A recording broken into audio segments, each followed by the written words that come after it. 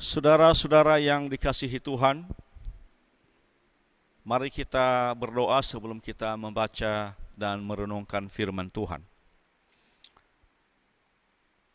Terpujilah nama-Mu ya Tuhan Allah Bapa di sorga, di dalam nama Tuhan kami Yesus Kristus, dan di dalam persekutuan Roh Kudus. Kami bersyukur kepadamu untuk kesempatan yang indah yang Tuhan karuniakan bagi kami saat ini untuk belajar sebagian dari kebenaran firman-Mu. Kami menyadari sepenuhnya bahwa kami memiliki kemampuan yang terbatas untuk memahami firman-Mu. Karena itu kami memohon kiranya Roh Kudus memberikan kekuatan dan pencerahan kepada kami, agar kami dimampukan untuk bisa memahami kebenaran firman-Mu yang melampaui akal budi kami. Sehingga kami tidak hanya sekedar setia untuk mendengar, tetapi kami juga setelah memahami firman-Mu, kami mau menjadi anak-anak-Mu yang setia untuk melakukan kebenaran firman-Mu. Terima kasih Tuhan, urapi hamba-Mu dan urapi kami semua. Kami siap untuk mendengarkan firman-Mu, karena itu berbicaralah kepada kami masing-masing. Di dalam nama Tuhan kami, Yesus Kristus. Amin. Shalom Aleichem. Puji Tuhan. Saudara-saudara kekasih Tuhan, mari kita membaca firman Tuhan. Silakan buka Alkitabnya masing-masing. Firman Tuhan hari ini terambil dari Mazmur pasal 130 ayat 1 sampai 8. Mazmur 130 ayat 1 sampai 8 dengan tema menjadi umat Kristen yang berpengharapan. Menjadi umat Kristen yang berpengharapan. Firman Tuhan berbunyi demikian. Nyanyian ziarah. Dari jurang yang dalam aku berseru kepadamu ya Tuhan. Tuhan, dengarkanlah suaraku. Biarlah telingamu menaruh perhatian kepada suara permohonanku. Jika engkau ya Tuhan mengingat-ingat kesalahan-kesalahan, Tuhan, siapakah yang dapat tahan? Tetapi padamu ada pengampunan, supaya engkau ditakuti orang. Aku menanti-nantikan Tuhan, jiwaku menanti-nanti, dan aku mengharapkan firman-Nya. Jiwaku mengharapkan Tuhan lebih daripada pengawal mengharapkan pagi, lebih daripada pengawal mengharapkan pagi. Berharaplah kepada Tuhan, hai Israel, sebab pada Tuhan ada kasih setia, dan Ia banyak kali mengadakan pembebasan. Dialah yang akan membebaskan Israel dari segala kesalahannya. Demikian jauh pembacaan firman Tuhan untuk kita pada saat ini. Saudara-saudara kekasih Tuhan, Mazmur 130 yang barusan kita baca merupakan sebuah nyanyian. Saudara-saudara, nyanyian adalah syair yang dilafalkan sesuai nada, ritme, birama, dan melodi tertentu hingga membentuk apa yang disebut harmoni. Nyanyian biasanya merupakan ungkapan isi hati seseorang.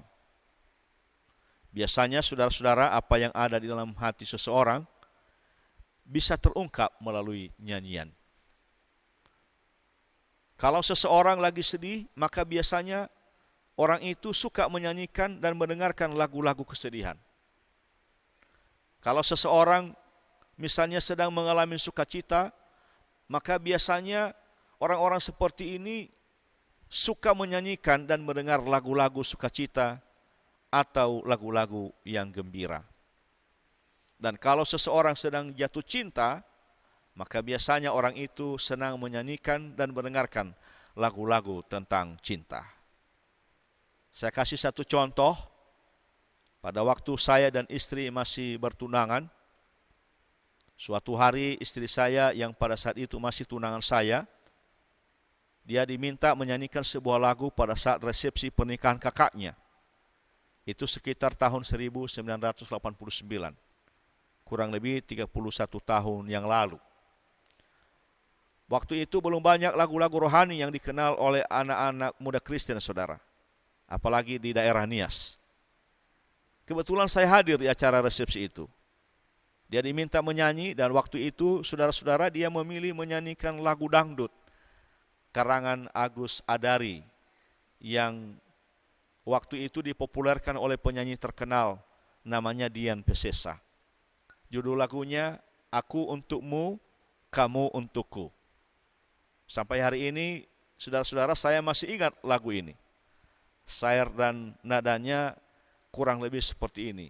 Saya mohon izin dulu saya nyanyikan sedikit ya. Sejak aku masih bayi di dalam rahim ibuku, aku sudah ditakdirkan untuk menjadi milikmu. Kalau kamu tak percaya, tanya saja yang kuasa. Dalam mimpi tidurmu akan dapat jawaban. Ya. Nah, saudara-saudara, karena waktu itu kami berdua sedang jatuh cinta, maka saya yakin, dan memang belakangan setelah kami menikah, saya tanya dia. Dan ternyata benar bahwa lagunya itu merupakan ungkapan isi hatinya saat itu kepada saya. Apalagi waktu itu saya lama di seberang dan baru pulang kampung. Dan waktu dia menyanyikan lagu ini, saya merasa bahwa semua syair-syair lagunya itu tertuju kepada saya. Jadi benar bahwa nyanyian itu, saudara-saudara, merupakan ungkapan isi hati kita, bahkan ungkapan perasaan kita. Apa yang ada di dalam hati kita dan apa yang sedang kita rasakan bisa kita ungkapkan melalui nyanyian. Amin. Nah, saudara-saudara kekasih Tuhan, biasanya nyanyian itu dapat dibagi dalam dua golongan, yaitu nyanyian rohani dan nyanyian duniawi. Nyanyian rohani adalah nyanyian yang melodinya dan syair-syairnya dinyanyikan untuk mendekatkan diri kita kepada Tuhan. Sedangkan nyanyian duniawi adalah lagu-lagu yang melodinya dan syair-syairnya dinyanyikan untuk mendekatkan diri kepada dunia dan segala isinya. Lalu Mazmur 130 ini tergolong nyanyian apa? Pasti tidak bisa diragukan lagi, ya saudara-saudara ya, bahwa Mazmur 130 ini adalah nyanyian rohani. Nyanyian ini disebut di sini sebagai nyanyian ziarah. Dalam bahasa Ibrani disebut Sir Ha-Ma'alot. Dalam Alkitab New International Version disebut A Song Ascent. Artinya nyanyian pendakian. Dan dalam bahasa Nias disebut Sinune Babe Amoi Mi Siawa. Saudara-saudara, biasanya nyanyian ini dinyanyikan pada saat orang-orang Israel melakukan arak-arakan perjalanan mendaki ke Yerusalem dari berbagai tempat untuk berziarah dan beribadah kepada Tuhan pada saat-saat mereka merayakan 3 hari raya besar mereka, yaitu hari raya roti tidak beragi, hari raya 7 minggu, dan hari raya pondok daun. Dan jikalau kita meneliti Mazmur 130 ini, intinya bahwa si pemazmur ternyata sedang bergumul di hadapan Tuhan. Dan apa yang sedang dia gumuli dalam hatinya, dia ungkapkan melalui nyanyiannya ini. Lalu apa sesungguhnya yang sedang digumuli oleh si pemazmur dalam mazmur ini di hadapan Tuhan? Apakah si pemazmur sedang menggumuli tentang kebutuhan hidup sehari-hari, seperti yang sering digumuli oleh banyak orang setiap hari? Jelas bukan. Karena mazmur ini memang tidak sedang menceritakan tentang seseorang yang sedang bergumul tentang kebutuhan hidupnya. Dan saya yakin bahwa si pemazmur memiliki keyakinan penuh tentang providensia Allah atau pemeliharaan Allah atas hidupnya. Seperti yang dikatakan dalam Mazmur 34 ayat 11, bahwa singa-singa muda merana kelaparan, tetapi orang-orang yang mencari Tuhan tidak kekurangan sesuatu pun yang baik. Atau seperti yang dikatakan Tuhan Yesus dalam Matius 6 ayat 25 dan 33, janganlah khawatir akan hidupmu, akan apa yang hendak kamu makan atau minum. Yang penting carilah dahulu kerajaan Allah dan kebenarannya, maka semuanya itu akan ditambahkan kepadamu. Jadi saudara-saudara, si pemazmur ini sekali lagi tidak sedang menggumuli kebutuhan hidupnya sehari-hari. Lalu apa yang sedang dia gumuli? Apakah dia sedang bergumul tentang cinta? Seperti banyak digumuli oleh anak-anak muda, bahkan ada kalanya orang tua juga? Jelas bukan. Karena Mazmur 130 ini juga sama sekali tidak sedang berbicara tentang seseorang yang sedang jatuh cinta. Lalu apa?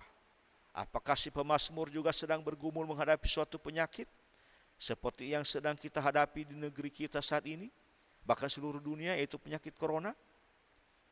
Sehingga saya melihat di mana-mana banyak sekali orang yang rasa takutnya berlebihan atau fobia. Takut sih boleh, tetapi jangan berlebihan. Juga bukan, saudara. Di Mazmur ini tidak terlihat sedikit pun bahwa si pemazmur sedang menggumuli di hadapan Tuhan mengenai sesuatu penyakit. Bukan itu yang sedang dia gumuli. Kalau kita membaca ayat 3 sampai dengan 8, maka di sini kita temukan bahwa ternyata si pemazmur sedang menggumuli hal yang jauh lebih penting dari kebutuhan hidupnya sehari-hari. Dia sedang menggumuli hal-hal yang jauh lebih penting dari penyakit. Dia sedang menggumuli hal yang penting, yang jauh lebih dari asmara atau dari cinta. Yaitu bahwa si pemazmur di sini sedang bergumul tentang dosa-dosa dan kesalahannya, serta dosa-dosa dan kesalahan bangsanya, yaitu bangsa Israel, di hadapan Tuhan. Dan dia mengharapkan dalam pergumulannya itu ada pengampunan dan kelepasan dan pembebasan dari Tuhan. Saudara-saudara, kita mestinya juga belajar dari si pemazmur ini. Kita boleh bergumul tentang kebutuhan hidup sehari-hari, amin. Kita boleh bergumul tentang cinta asmara, amin. Kita boleh bergumul tentang penyakit corona atau penyakit lainnya, tentang studi, tentang masa depan, tentang rumah tangga mungkin, tentang rencana pernikahan, tentang anak-anak, tentang bisnis, tentang uang, tentang jabatan. Itu sah-sah saja. Kita mengharapkan agar Tuhan menolong kita dan memberikan jalan keluar kepada kita atas hal-hal ini semua. Saya yakin itu. Tetapi jangan lupa bahwa yang jauh lebih penting untuk kita gumuli dan kita harapkan pengampunan dan kelepasan dari Tuhan adalah atas segala dosa dan kesalahan yang kita perbuat. Mengapa ini yang paling penting? Karena dalam Alkitab sangat jelas dikatakan bahwa dosa menyebabkan putusnya hubungan manusia dengan Allah. Dosa sesungguhnya menjadi penghalang doa dan ibadah kita kepada Tuhan. Dosa dapat menghalangi berkat-berkat Tuhan atas kita. Dosa bisa membuat kita kehilangan damai sejahtera dan sukacita. Dan di atas semuanya itu kata firman Allah, upah dosa ialah maut, yaitu kematian kekal. Maka dosa harus menjadi pergumulan utama kita untuk kita harus selesaikan di hadapan Allah. Kita perlu belajar dari si pemazmur ini bersama umat Israel, saudara-saudara. Mereka memohon pengampunan dan kelepasan dari dosa-dosa mereka kepada Tuhan. Pada ayat 1 sampai 2 kita membaca bahwa si pemazmur mengatakan dari jurang yang dalam ia berseru dan memohon pengampunan dan kelepasan dari Tuhan atas dosa-dosa dan kesalahannya dan bangsanya. Istilah dari jurang yang dalam bisa memiliki banyak makna, antara lain ini menunjukkan bahwa si pemazmur sungguh-sungguh dan dengan kerendahan hati memohon pengampunan dari Tuhan. Apalagi mereka saat itu akan menghadap Tuhan di bait suci di Yerusalem. Lalu mereka dahului dengan permohonan ampun kepada Tuhan atas segala dosa-dosa dan kesalahan mereka. Demikian halnya dengan kita. Kita harus menjadikan pergumulan utama kita mengenai menyelesaikan dosa-dosa dan kesalahan kita kepada Tuhan, yaitu segala bentuk pelanggaran kita terhadap firman-Nya. Memang saudara-saudara, Tuhan Yesus telah mati ganti seluruh umat manusia untuk menebus seluruh umat manusia dari perbudakan dosa. Karena semua umat manusia telah berbuat dosa dan telah kehilangan kemuliaan Allah.